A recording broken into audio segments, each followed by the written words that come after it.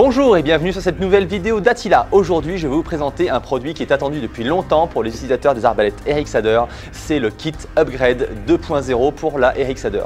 Alors ce kit, il va notablement augmenter la puissance de votre arbalète puisqu'elle va passer de 130 livres à 180 livres. Et pour que ça reste facile à armer, on va changer le bras d'armement qui va être rallongé un peu comme sur l'arbalète siège. Alors pour commencer, on va déjà procéder à quelques tirs avec l'arc d'origine en 130 livres. Alors j'ai installé un chronographe entre moi et ma cible, ce qui va nous permettre d'avoir des données chiffrées sur la vitesse. Et je vais tirer 4 traits, comme ça on va pouvoir faire une moyenne de vitesse puisque ça change des fois de 3, 4, 5 mètres par seconde, suivant la lumière ou quoi. Donc voilà, on va faire plusieurs tirs en origine. Ensuite je vais passer au montage du kit sur l'arbalète. Vous allez voir un peu la transformation, les étapes, comment respecter le montage. À noter que la notice que vous allez trouver sur la page du produit et sur le site internet de chez EK Archery, c'est nous qui l'avons traduit. Nous travaillons directement avec EK pour traduire toutes les notices en français. Donc la notice vient de chez nous. Donc n'hésitez pas à nous contacter si vous avez moindre question. Commençons donc par la série de 4 tirs en 130 livres.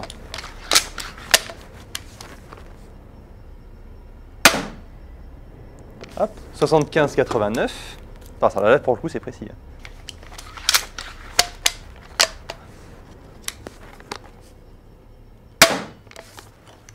76-61,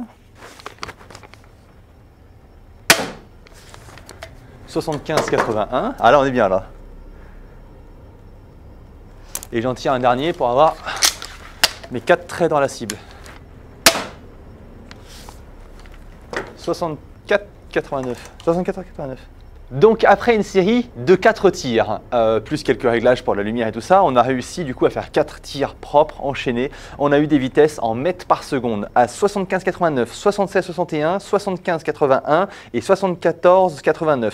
Ce qui nous fait donc une moyenne de 75-80, soit en FPS 248 FPS. Alors là c'est intéressant de noter qu'on n'est pas aux 270 FPS annoncés de l'arbalète. Mais bon, ça on le sait que les données des fabricants ne sont jamais vraiment la réalité. C'est comme sur les voitures, la vitesse maximale, c'est jamais vraiment la bonne et bien là. On a le même principe et ça marche ça sur toutes les arbalètes, c'est vrai. Donc là, on a quand même, on sait qu'on a une vitesse moyenne de 248 FPS par trait avec l'arc 130 livres. Et maintenant, on va passer au montage du kit Upgrade et on va tester du coup la vitesse avec cet arc 180 livres et on va pouvoir voir avec le chronographe ce que ça donne. Alors pour passer au montage, on va faire un petit peu de place sur la table et en fait je n'ai pas encore ouvert ce colis puisque c'est un produit qui nous est fourni par le fabricant pour qu'on puisse le tester, donner notre avis, faire un premier retour si jamais il y a des choses à améliorer quand on a fait des essais et tout ça. Donc voilà, là c'est la première fois que je l'ouvre, je le découvre en fait en même temps que vous. Alors qu'est-ce qu'on a dans ce carton? Déjà on a la notice. Alors la notice, voilà, on a une version en anglais au début, en allemand au milieu et le meilleur pour la fin en français directement sur la notice papier.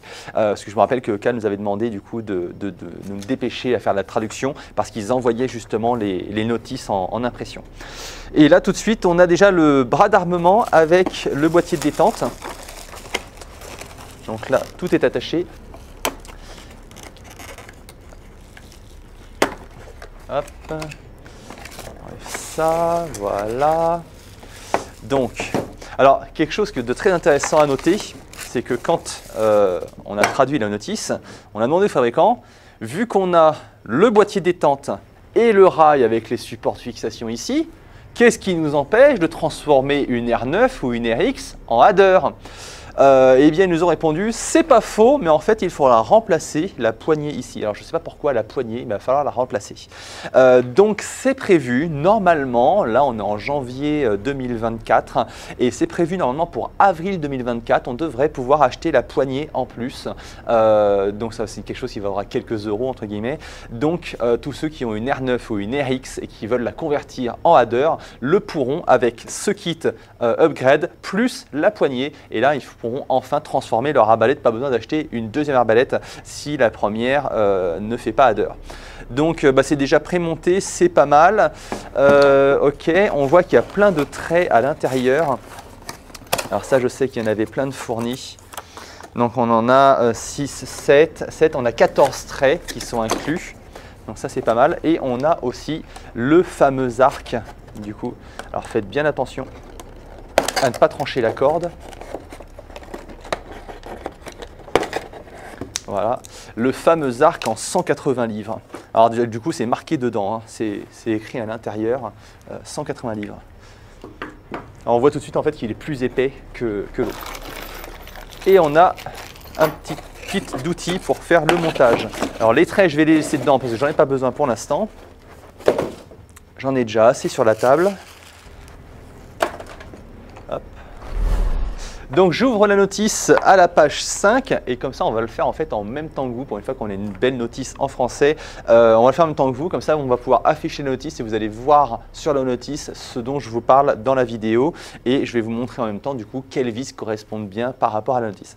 Alors déjà pour commencer, on va enlever le chargeur et la sangle. Hop. Alors chargeur c'est assez facile parce que tous ceux qui ont une adder connaissent. On enlève ce gros boulon ici. Alors, il y en a un autre qui est fourni d'ailleurs avec le kit. Ça c'est ma vis d'origine. Il y a une autre vis qui est fournie. Hop, et voilà le chargeur. C'est super facile à retirer bien sûr. Et voilà, là on est prêt. Comme le tuto le demande, l'arbalète est prête à être démontée. Du coup, on commence déjà par ouvrir le bras ici.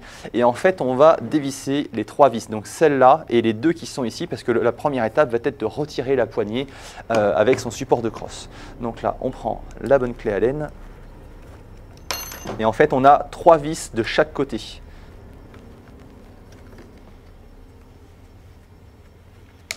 Voilà, alors j'ai retiré les 6 vis et je vais les mettre de côté parce que quand on ouvre le petit sachet, on se rend compte qu'en fait, toutes les vis sont fournies en neuf, en remplacement. Donc là, on a démonté ça. On peut ouvrir un petit peu ici et sortir la poignée. Voilà, donc là, on a la poignée cross. Ça, c'est sorti. Et en fait, quand on écarte ici, ça permet de faire sortir. C'est pour ça que quand on remplace le boîtier détente, parce que des fois, il peut avoir un problème, il est à remplacer dans la garantie, eh bien, c'est ça la technique. On enlève d'abord la crosse, on écarte les 2 bras et ça fait sortir du coup le boîtier de détente. Donc ça c'est bon. Ensuite, suivant la notice, alors on peut tourner la page, ça c'était la page 6, hein, on voyait les petites vis en bleu et en rouge. Page 7, page 8, bah, c'est ce que je viens d'expliquer en fait. On ressort la poignée, on écarte le corps en 2, on passe à la page 9 et sur la page 9 on a donc la vis ici en dessous. Alors elle est accessible d'un côté puisque de l'autre côté c'est un boulon hexagonal et elle, c'est pareil, on va l'ouvrir, on l'enlever.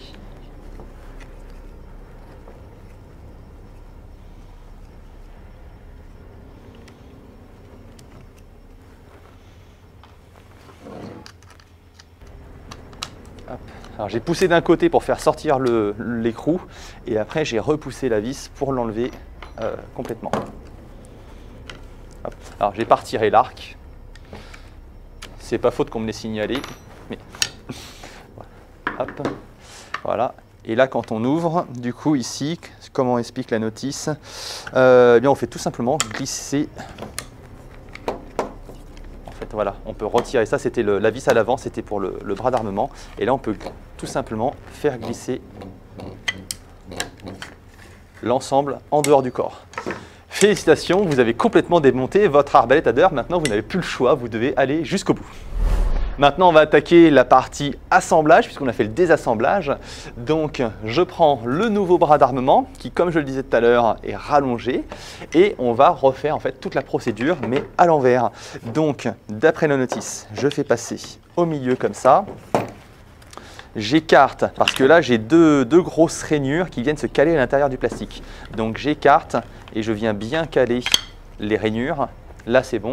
Et je vais approcher mon levier jusqu'au bout pour qu'on puisse remettre la vis. Donc là, je prends la vis neuve qui m'a été fournie par EK. Il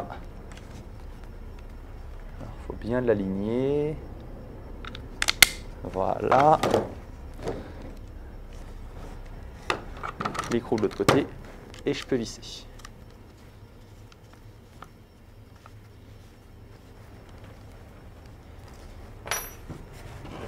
Voilà, ça c'était la page 10, assemblage numéro 1. Ensuite, on avance. Vue du dessus, donc là, on s'assure du coup que le rail est bien mis en position. Alors là, j'avais grillé une étape. Hein. J'ai d'abord aligné le boîtier détente dans son guide. Bon, du coup, ça c'est des étapes d'après.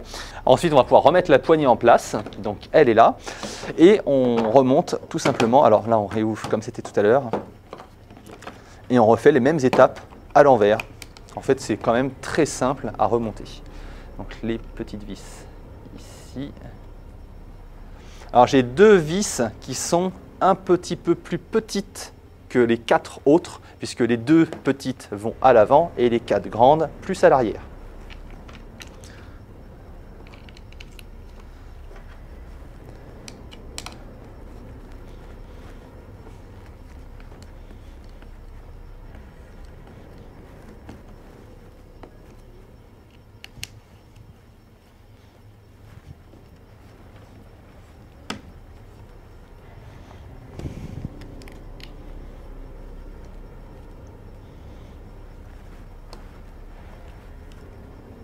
Voilà, on a remonté les vis. Super, on touche à la fin. Et bien voilà, on a terminé. On peut reclipser.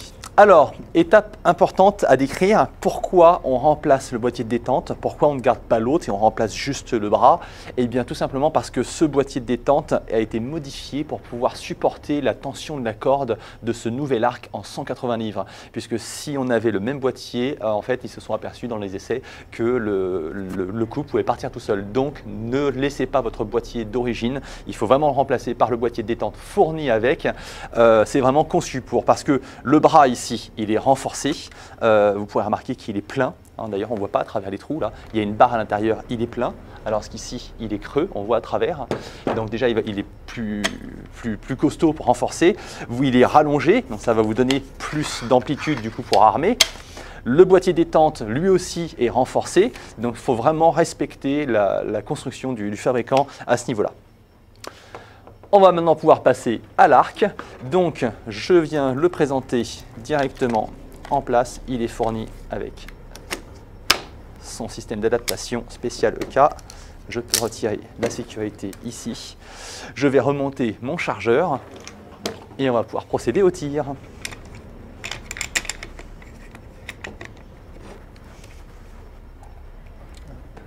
Je prends la nouvelle vis tant qu'à faire. Je rappelle pour l'armement de l'arbalète, enfin pour le chargement de l'arbalète, qu'il est préférable de tenir l'arbalète un petit peu penchée en arrière, comme je le fais là. Comme ça, quand vous insérez vos traits, vous les mettez dans le chargeur, ils viennent descendre en butée. Ça évite des incidents qu'on avait assez souvent. Alors depuis qu'on a fait des vidéos YouTube, ça a nettement réduit, mais il y avait pas mal d'incidents parce que les gens chargeaient l'arbalète à plat, voire même penchée en avant. Et donc on avait un décalage entre le talon du trait et la corde. Et quand on tirait, la corde venait frapper le talon. Du coup, ça le faisait éclater, ça pouvait mettre le trait un petit peu en travers, du coup, il venait piquer à l'avant du chargeur, ou alors ça partait pas du tout, le trait il cassait, enfin voilà, il y avait des incidents comme ça. Donc, mettez bien en arrière. Moi, ça fait, depuis qu'elle est sortie, la Hader, maintenant, ça fait 4 ans, j'ai toujours chargé en arrière comme ça, et j'ai jamais eu d'incident de tir comme j'ai des clients qui ont pu l'avoir. Donc, voilà, c'est une petite recommandation perso que je vous donne. Et bien voilà, ce nouveau kit est monté, maintenant on va voir ce que ça donne à l'armement. Alors là, je suis curieux de voir la puissance. Oh bah ça s'arme super bien en fait. Je suis surpris. Je m'attendais à quelque chose de plus costaud comme sur la siège, parce que ceux qui ont déjà utilisé une siège, ils savent que c'est costaud comme arbalète. Elle fait quand même elle fait 150 livres et c'est quand même beaucoup plus costaud armé. Et là, je suis surpris que ça soit pas plus dur que ça. Donc c'est une très bonne nouvelle. Je vais allumer le chronographe et on va procéder au premier essai. Voilà, donc mon chronographe est maintenant allumé. Je vais faire une série de 4 tirs, comme j'ai fait tout à l'heure avec l'arc d'origine. Ça, j'ai plus ma poignée. Hop. Alors, 85 mètres par seconde. Alors, 85, 62.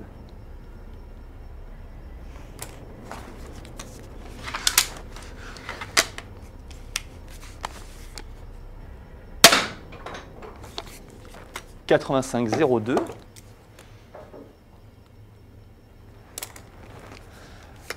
Alors franchement, je suis épaté par la facilité d'armement. Je suis étonné. Voilà, c'est très facile. Et on a gagné 10 mètres par seconde avec ce nouvel arc. Alors 83, 92.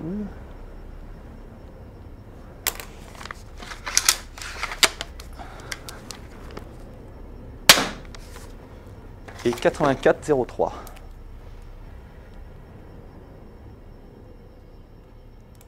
Donc j'avais noté entre chaque tir la vitesse, du coup en mètres par seconde, pour pouvoir faire une moyenne après sur 4 tirs. Et là j'ai eu 85,62, 85,02, 83,92 et 84,03. Ce qui me donne une moyenne de 84,65 mètres par seconde, soit une vitesse moyenne de 277 fps. Donc là pour le coup on se dit, ah tiens, on atteint enfin les 270 fps annoncés de la Hadder. Et c'est vrai que du coup là elle est vraiment montée en puissance grâce à ça. Pourtant, elle n'est pas beaucoup plus dure à armer. C'est vraiment une très bonne nouvelle. Je m'attendais à quelque chose de plus costaud que la siège. Et bah pas du tout. En plus, le crochet ici fonctionne super bien parce que c'est vrai que sur la siège, il y a ce petit défaut, c'est que quand l'arbalète est à puissance maximale, et ben on a intérêt de vérifier que c'est bien mis avant de relâcher parce que ça m'est déjà arrivé une fois pour le coup que le bras d'armement reparte. Et alors là, c'est pas marrant. Là, on rigole pas sur le coup. Là, c'est pas arrivé. C'est vraiment super sécurisé, vraiment très bien. Le travail de cas a été performant à ce niveau-là. J'ai mesuré aussi la pénétration des traits du coup, parce que vous avez pu voir tout à l'heure combien ils étaient enfoncés. Donc on avait des traits qui dépassaient, il restait environ 10,5 cm de traits qui dépassaient. Et là, on est entre 7 et 9 cm de traits qui dépassent. Donc on voit quand même qu'ils pénètrent beaucoup mieux en plus dans la cible. Et j'ai pris une cible en mousse spéciale. Alors là, c'est la cible de chez Steambo. C'est une cible du coup qui est vraiment dense et qui est faite pour les traits courts et à haute vitesse, notamment de la R6 Stinger. Et du coup, l'intérêt de la mousse, c'est quoi? C'est que peu importe là où on a tiré sur la cible, on a une surface homogène et ça pénètre de la même façon un peu partout. Contrairement aux cibles en forme de sac, comme la Stronghold par exemple, qui est très bien pour les traits de Hadder, mais c'est vrai avec le temps, eh ben, on s'aperçoit que les 10 cm de cible en haut sont moins denses que le reste de la cible, donc on peut avoir des différences. Là, avec la mousse, c'est homogène partout, donc on a quelque chose de vraiment très régulier. Donc on confirme donc que l'arbalète a bien été upgradée et que la vitesse et la pénétration se sont bien améliorées. Pour conclure cette vidéo, je vais vous donner quelques petits détails aussi, on va souvent nous les demander. Au niveau de la corde, pour l'instant, je n'ai eu aucune contre-indication de la part de EK, on reste sur la corde d'origine. Alors là, ils ont mis une corde rouge, je pense que c'est la corde qui est livrée du coup avec le kit Hadder Upgrade, mais depuis le début, la corde est toujours la même sur les arbalètes, que ce soit la R9, la RX ou la RX Hadder, donc 90, 110 ou 130 livres, c'est toujours la même corde. Et en fait, ce qui fait la puissance de l'arbalète, bien sûr, c'est pas la corde, pour ceux qui savent, c'est l'épaisseur de l'arc, et là, il est plus épais que celui-là. Donc, la corde, a priori, sera la même. Je vous rappelle aussi qu'il faut graisser votre arbalète régulièrement. Normalement, c'est tous les 5 à 10 tirs, mais là, ça vous donne tous les 1 à 2 chargeurs. C'est pas très pratique si on doit enlever le chargeur à chaque fois. Donc, n'hésitez pas à vous équiper de petits cotons-tiges pour venir placer un petit peu de graisse sur le rail. Ça va réduire la friction de la corde sur le rail et ça va donc prolonger sa vie. Ça évitera qu'elle abîme son tranche-fil. L'arbalète reste bien sûr compatible avec les traits de chasse conçus par Attila. Ce sont des traits dont les pointes de chasse sont déjà installées et collées pour pouvoir être alignées aux ailettes des traits. Sinon, ça ne pourrait pas passer dans le chargeur. Et là, ça reste compatible bien sûr avec ce modèle. Voilà, j'espère que cette vidéo vous a plu, qu'elle a été instructive et surtout très utile pour vous aider sur la transformation de votre arbalète. Vous l'aurez compris, vu qu'on a gagné en vitesse, on va gagner donc en précision. Je doute que l'arbalète soit capable de tirer à plus de 50 mètres comme elle était capable de le faire en 130 livres avec les traits de 7,5. C'est déjà pas mal de tirer à 40-50 mètres, mais vu qu'on a plus de vitesse, eh bien on sera plus précis, on aura moins de paraboles, donc ça va augmenter la précision à 50 mètres. Si vous avez aimé cette vidéo, je vous invite à la liker et à la partager. Je vous invite aussi à vous abonner pour pouvoir être informé lorsqu'il y aura des nouvelles vidéos qui sortiront sur la chaîne. Si vous avez des questions, n'hésitez pas à nous contacter directement sur le site internet attila.com ou dans les commentaires de cette vidéo. Je vous remercie et je vous dis à bientôt chez Attila.